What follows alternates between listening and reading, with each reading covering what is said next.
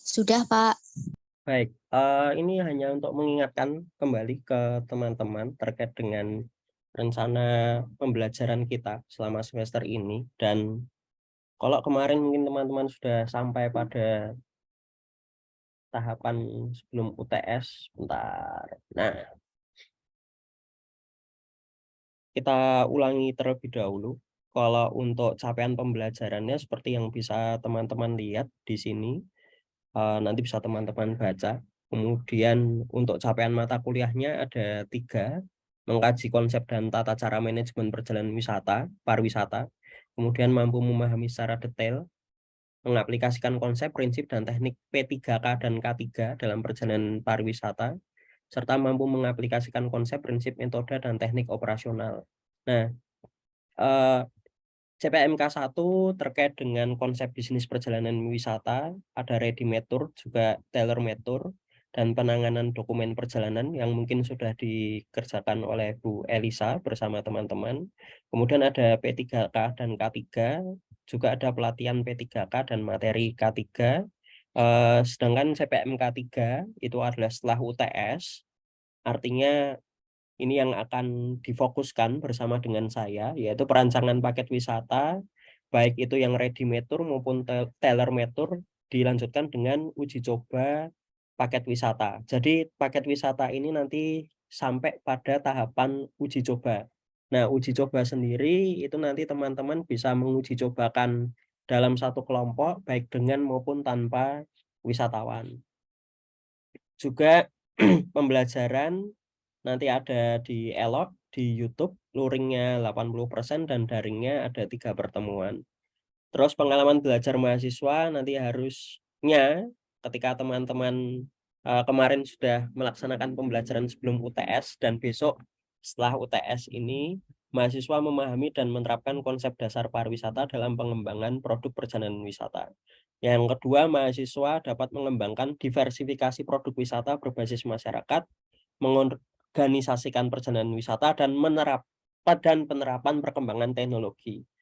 Eh, untuk penilaian, seperti yang sudah pernah saya sampaikan juga, tidak ada perubahan. Aktivitas partisipatif itu berupa tugas 10%, UTS-nya 30%, UAS-nya 40%. Karena UTS sudah selesai, UTS nanti yang menilai Bu Elisa, sedangkan UAS itu saya yang menilai. Dan juga nanti ada SBA atau Skill Based Assessment, yaitu sebanyak 20%. Dan teman-teman, daftar referensinya ada tambahan dibandingkan ketika di awal kita perkuliahan kemarin, tentang perencanaan perjalanan pariwisata. Kalau kemarin ada 7, sekarang ditambah 6, yaitu ada travel agency and tour and travel, kemudian ada travel agency practice sampai di nomor 6. Itu adalah nomor 1 sampai 6. Itu daftar pustaka baru yang harus teman-teman baca paling tidak sekali gitu, paling tidak dibaca. Dosen pengampunya jelas ada saya dan Bu Elisa, dan juga nanti plus ada Pak Danang.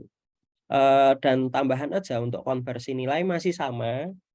Nilai A hanya bagi teman-teman yang memperoleh angka di atas 90 gitu.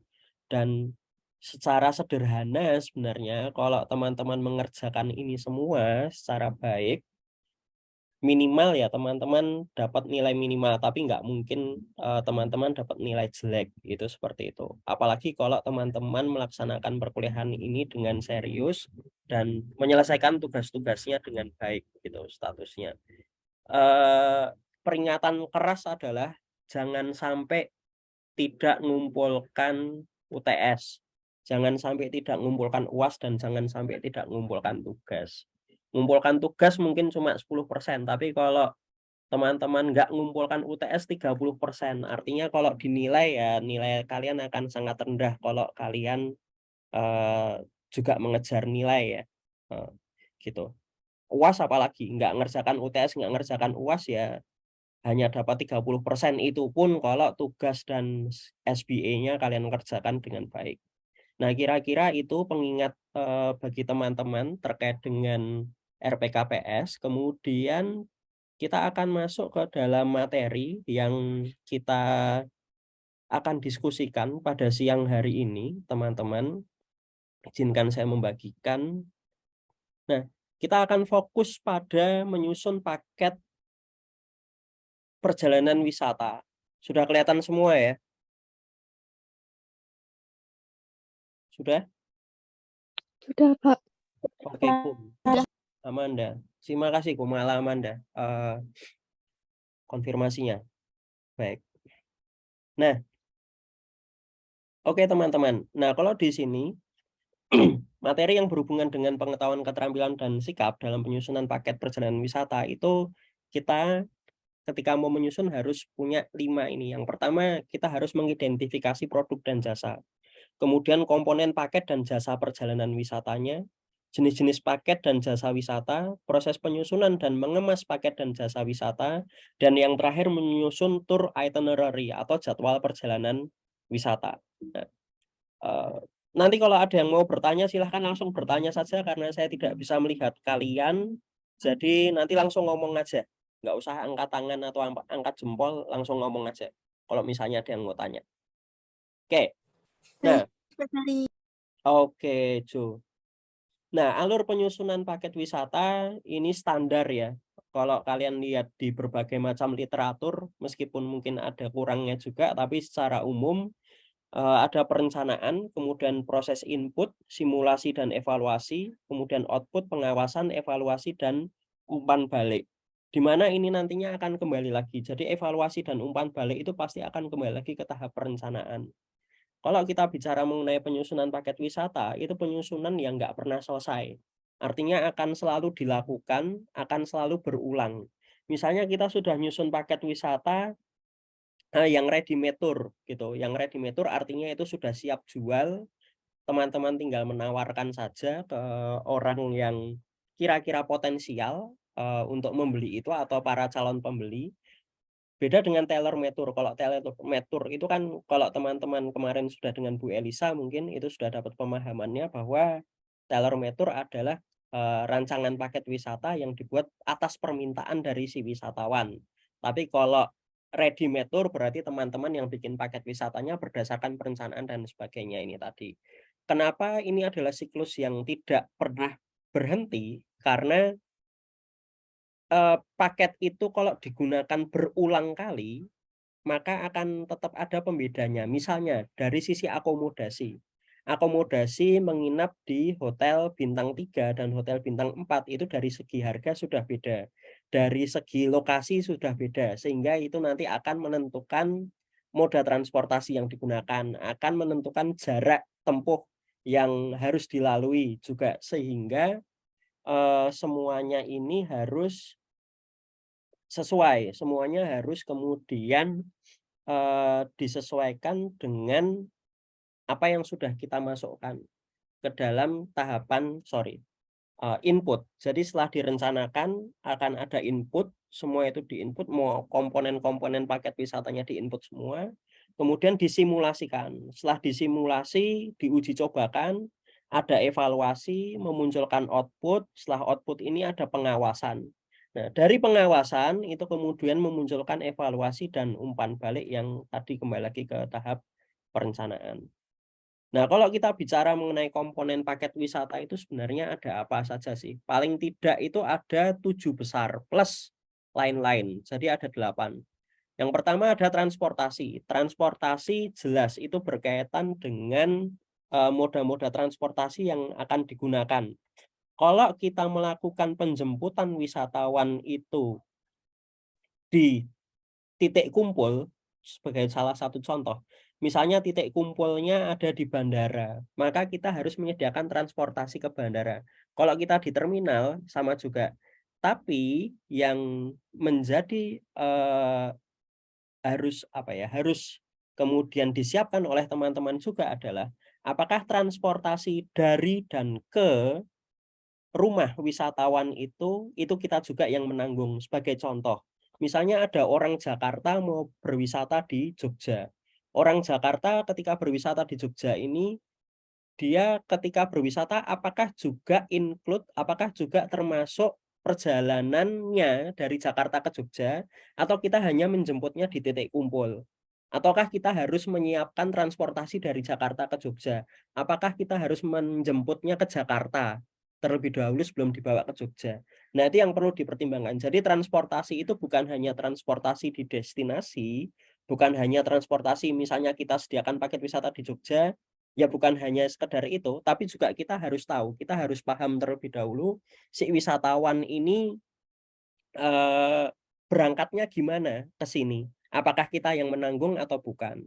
Juga atraksi wisata terkait akomodasi penginapan, makan itu menjadi bagian yang penting. Pemandu wisata, harga paket wisata, jadwal perjalanan, itu komponennya dan lain-lain. Nah, lain-lain itu apa? Lain-lain itu adalah selain dari 7 ini, kalau 7 ini adalah yang wajib ada, sedangkan lain-lain itu misalnya asuransi. Asuransi itu bisa menjadi tambahan, bisa itu komplementari, bisa asuransi itu sudah include, sudah termasuk di perjalanan, atau asuransi itu sudah termasuk di destinasi. Tapi kalau mau nambah asuransi sendiri, itu juga bisa. Gitu tadi. Itu sebagai salah satu contoh yang di bidang lain-lain. Kalau kita bicara mengenai syarat penyusunan paket, pertama tetap harus survei objek sesuai dengan selera pasar ya, dengan penekanan pada satu objek daya tarik wisata yang dikehendaki pasar disesuaikan dengan tren pasar. Kemudian menentukan motif package-nya, apakah leisure untuk bersenang-senang saja, apakah mereka untuk ziarah, apakah untuk kesehatan, apakah untuk studi tour misalnya, atau studi banding, dan lain-lain. Kita harus tahu ketika konsumen itu mau berwisata, kebutuhanmu apa gitu. Sehingga kita bisa menawarkan berbagai macam pilihan terkait dengan paket wisata itu tadi. Paketnya bisa kemudian diotak-atik, dirubah-rubah. Juga menentukan grade akomodasi sesuai dengan selera pasar, termasuk jenis makanan.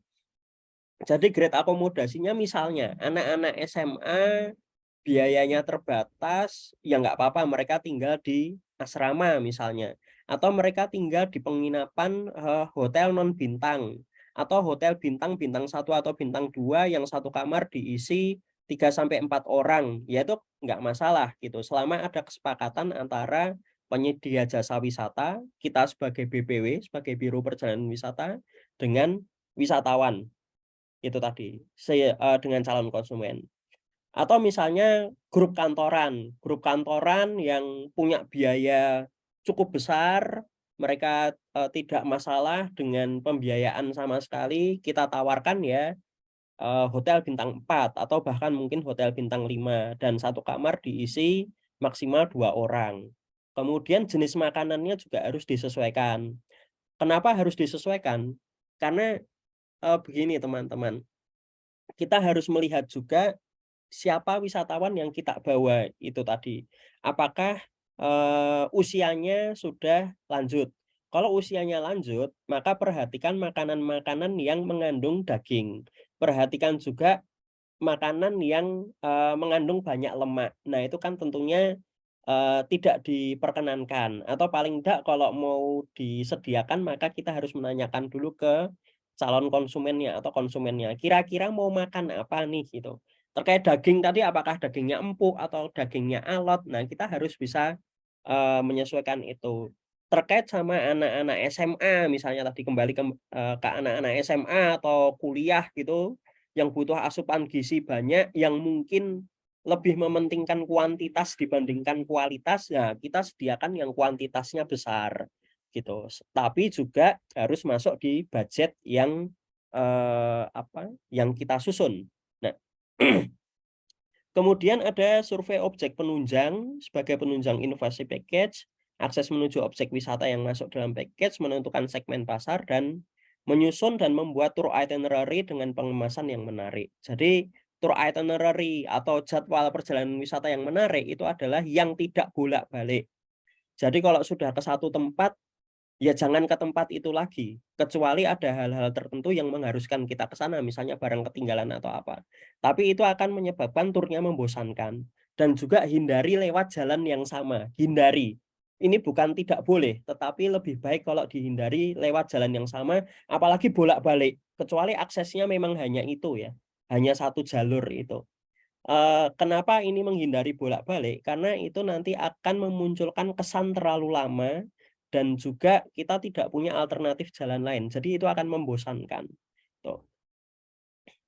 Kemudian berikutnya kita akan sedikit membahas tentang penghitungan harga paket wisata. Nah, ini teman-teman yang perlu dipahami adalah ketika tour itinerary atau jadwal itu sudah ada, maka kita harus memperhatikan dan membuat kontrak, mulai membuat perjanjian kerjasama berupa kontrak-kontrak itu misalnya dengan hotel, misalnya dengan restoran atau rumah makan, kemudian perusahaan transportasi, dan dengan pramu wisata yang ditugaskan. Terutama pada tur minat khusus ya untuk pramu wisata ini. Nah, kenapa pramu wisata yang ditugaskan itu perlu ada kontrak supaya tahu pramu wisata atau pemandu wisata ya di sini tour guide bukan tour leader. Nah, tour guide di sini itu kenapa harus diberi kontrak supaya tahu tugas pokok dan fungsinya apa, sejauh mana dia akan ini memandu dari si wisatawannya. Kira-kira itu. Sejauh ini ada pertanyaan sebelum kita masuk ke contoh pembuatan paket wisata?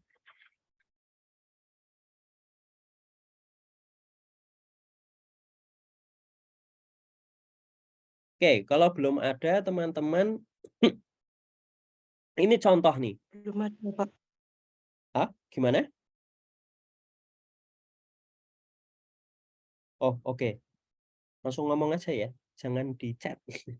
Kalau di chat saya nggak bisa lihat langsung. Oke, tapi terima kasih, Mon. Contohnya di sini ada peserta tur nih. Ada tur, ada 30 pax, kemudian terdiri atas 18 laki-laki dan 12 perempuan. Rentang usia 30 sampai 55 tahun, dosen teknik sipil dan teknik arsitektur BINUS Jakarta. Semua peserta tur telah divaksin booster. Nah,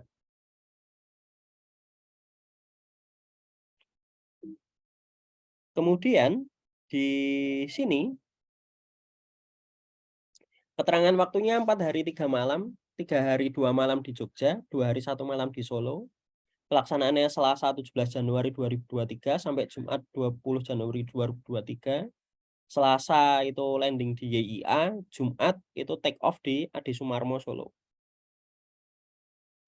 Permintaan khususnya ada wisata budaya, alam, dan minat khusus, dinner performance di Yogyakarta, Royal Dinner di Surakarta, Hotel Bintang 4, dan kunjungan industri. Nah, kemudian dibuatlah tour itinerary yang seperti ini. Terakhir di sini adalah penghitungan biaya tour. Rumusnya nanti bisa dilihat dari Excel, teman-teman bisa saya bagi untuk Excel-nya nanti, Microsoft Excel-nya. Nah, ini yang perlu dilihat teman-teman. Ada yang namanya fixed cost dan variable cost.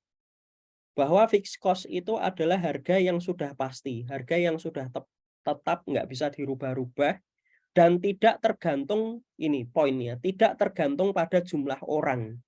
Itu poinnya.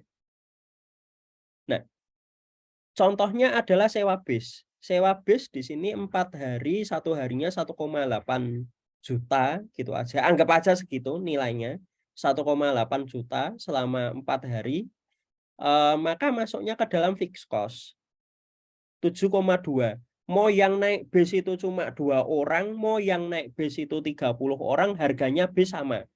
Jadi harga bis tidak ditentukan oleh berapa jumlah orang yang naik ke dalam bis tersebut. Termasuk ini masalah parkir. Parkir pun juga demikian. Dan juga di sini karena tadi ada jeep tour, ada tambahan jeep tour, terus ada juga jasa porter. Nah, ini berbeda dengan variable cost. Variable cost itu harganya mengikuti atau besaran nilainya itu mengikuti jumlah orang yang ikut. Misalnya di sini ada tiket pesawat. Tiket pesawat itu kan hitungannya per orang. Kecuali kita nyarter pesawatnya ya. Kalau nyarter pesawat itu beda lagi. Tapi karena ini tiket pesawat, maka hitungannya per orang.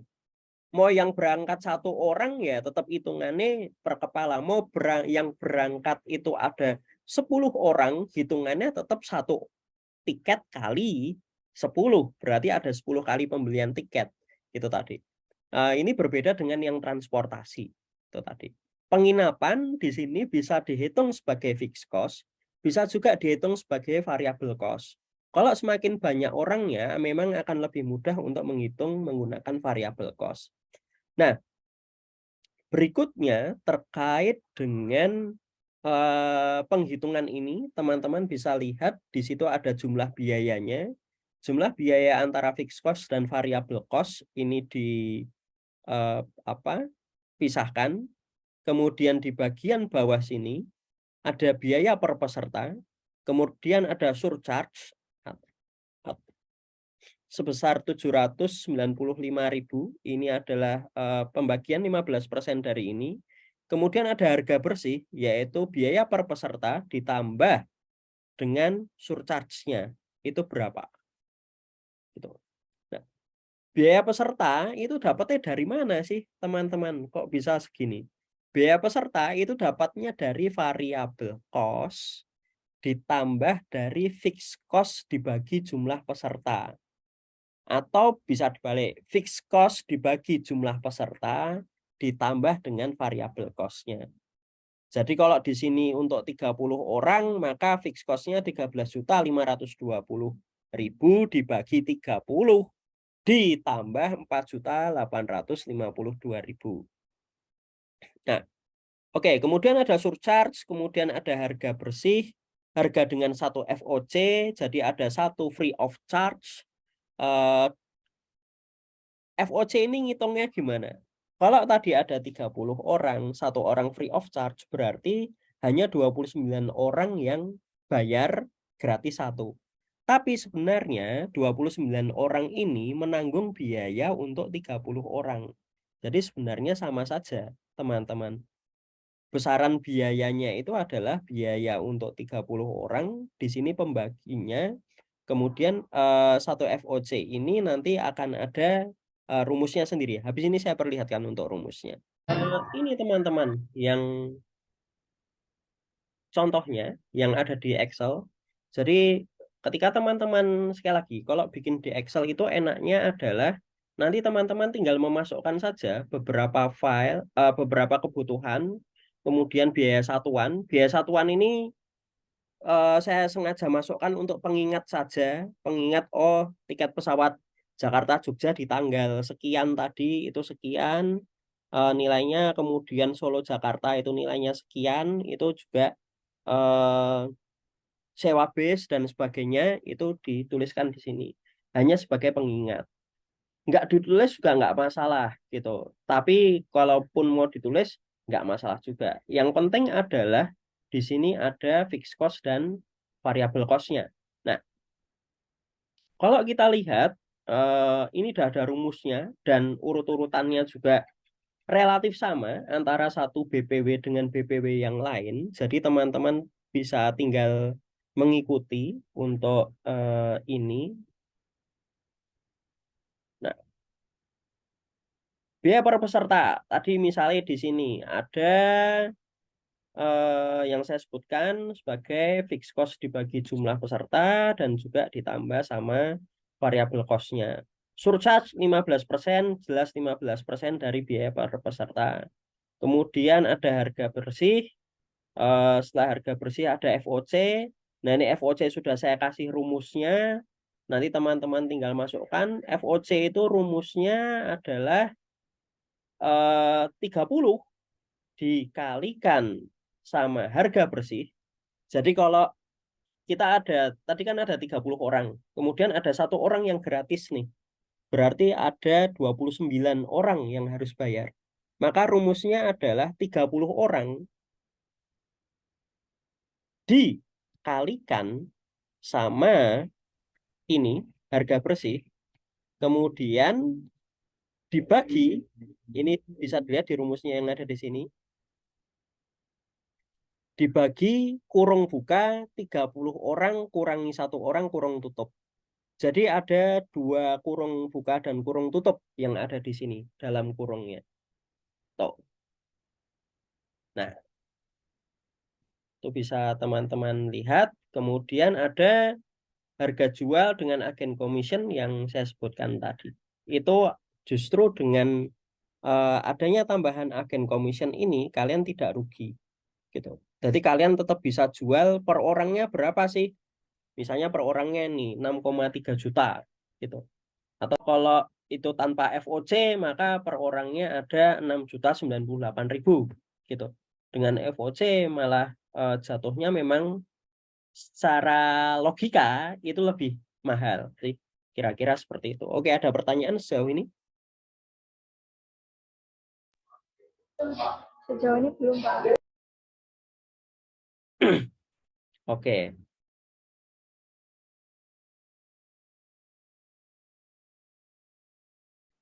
Baik, kalau demikian teman-teman jika tidak ada pertanyaan, saya yang mau tanya nih ke teman-teman nih, ke kalian semua.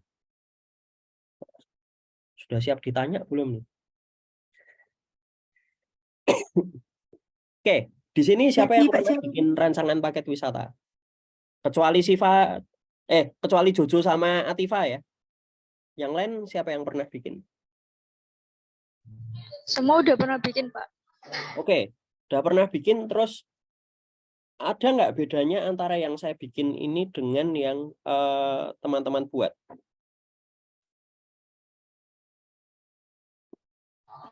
Kurang lebih sama, Pak. Berarti teman-teman sudah tahu semua ya terkait sama pembuatan paket wisatanya? Ya, insya Allah. Oke, ini teman-teman ini diwakili sama Monica ternyata. Oke, kalau gitu teman-teman, karena nggak ada pertanyaan lain, saya tutup untuk pertemuan hari ini. Dan juga nanti ada tugas untuk kalian. Tugasnya adalah silahkan teman-teman nanti bikin paket wisata, rancangan paket wisata lengkap beserta dengan tour itinerary dan juga penghitungan harga paket wisatanya. Dan teman-teman yang hadir di sini saya tak screenshot dulu aja. Oke, ini nggak harus hadir di pertemuan besok Senin ya, Senin sama Selasa gitu untuk pertemuan terakhir. Kalau kelas BC berarti nggak harus hadir hari Senin, kalau kelas A berarti nggak harus hadir yang hari Selasanya. Kira-kira seperti itu. Oke, ada tambahan? Jadi kita buatnya tuh tugasnya 2 ya, Pak. Itinerary sama quotation. Iya, betul. Kalau bisa yang detail ya, itu. Nanti biar bisa untuk ini, bahan masukan. Oke, Pak. Izin bertanya Pak Ceri, Yo, Jo. untuk ketentuan paket wisata yang kita buat itu durasinya apakah ada Pak? Bebas. Sementara bebas dulu. Karena tadi kan teman-teman yang diwakili Monica bilang kalau sudah pada bikin kan. Nah, saya pengen lihat aja dulu hasil paket wisata yang dibikin teman-teman itu sudah sejauh mana. Jadi sementara bebas, mau sehari, 2 hari, seminggu itu nggak masalah. Gitu teman-teman. Oke, baik Pak Ceri, terima kasih. Yes, sama-sama Jo. Oke, ada yang lain? Kalau untuk tenggat waktunya sendiri kapan, Pak? Tenggat waktunya tanggal 2 Mei ya. Tanggal 2 Mei atau tanggal 3 Mei. Mana yang lebih dulu? Karena kan ada kelas A, B, sama C ya. Gitu. Oke, terima kasih Pak Ceri. Sama-sama Monica. Oke, ada yang lain? Permisi Pak, izin bertanya. Oke, Tif. Untuk materi PPT-nya apakah dikirimkan ya Pak? Ya, tak bagikan aja kalau gitu, Tif. Oh iya, terima kasih Ya, Pak. ya. Sama-sama. Oke, ada yang lain?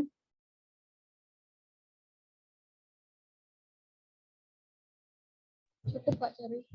Oke, terima kasih teman-teman. Kalau demikian, kita tutup pertemuan hari ini dengan berdoa. Berdoa dipersilahkan. Amin. Matur nuwun, sehat dan bahagia selalu teman-teman. Selamat siang. Assalamualaikum warahmatullahi wabarakatuh. Waalaikumsalam, terima kasih Pak Ceri. Yeay. Terima kasih Pak.